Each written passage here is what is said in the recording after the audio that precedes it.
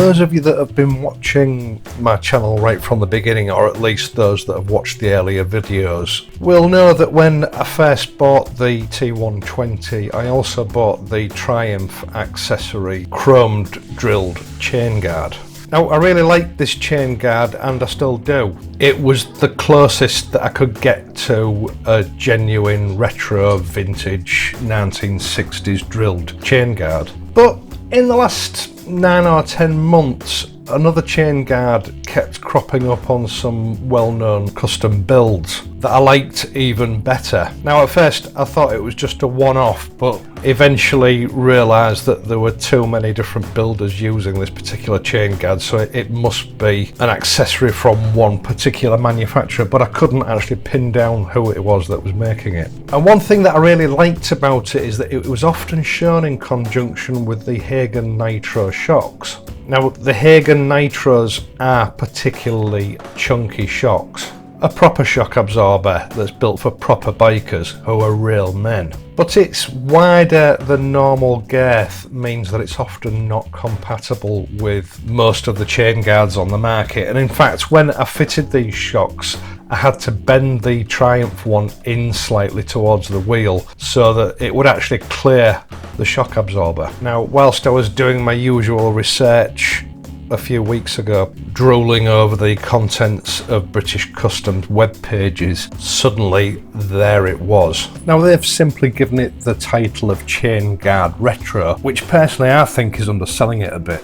It's made from stainless steel, and it's thick stainless steel, and it's available in 2 flavours, matte black or this brushed stainless. Now, at one point they did have a polished version, but British Customs have told me that they're now discontinuing that. It features a large cutout in the area of the shock absorber. This, I think, is quite a unique feature, and it's there to ensure that this guard is compatible with the chunkiest of shock absorbers. The top ledge of this guard is wider than standard to ensure safety in the event of a chain failure, but at the same time they've cut out a part to accommodate the tyre. Not just the standard tyre, I believe this has been done to accommodate people who'd like to fit chunkier tyres on the bike. So as classic chain guards go, this one is actually pretty future-proof. Whereas the Triumph chain guard just had 3 holes drilled forward of the shock absorber, British Customs, in true traditional fashion,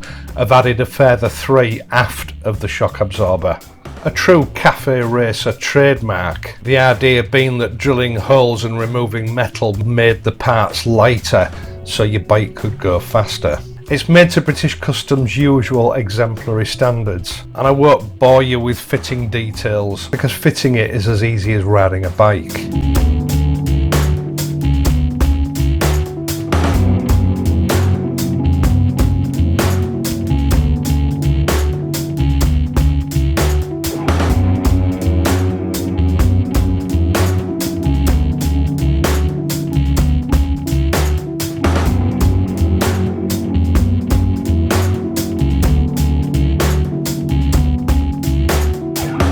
Those numerous holes give an excellent view of the chain and really show it off. And I can't help thinking that now I've got the chain guard fitted, it's time to upgrade the chain to something that looks a little bit more exotic. And cost-wise, it is quite similar to the cost of the Triumph accessory chain guard. Now, there's only so much you can say about a chain guard in a video, so I am going to leave this at that. I'll leave a link to British Customs website in the video description down below. Thank you for watching, and I hope that you've enjoyed this video and that you found it useful. If you have enjoyed it, please leave a like and subscribe to the channel. I will be back next Wednesday, where we'll be making a start on the front forks on the Triumph T100. That is, providing all the parts arrive on time.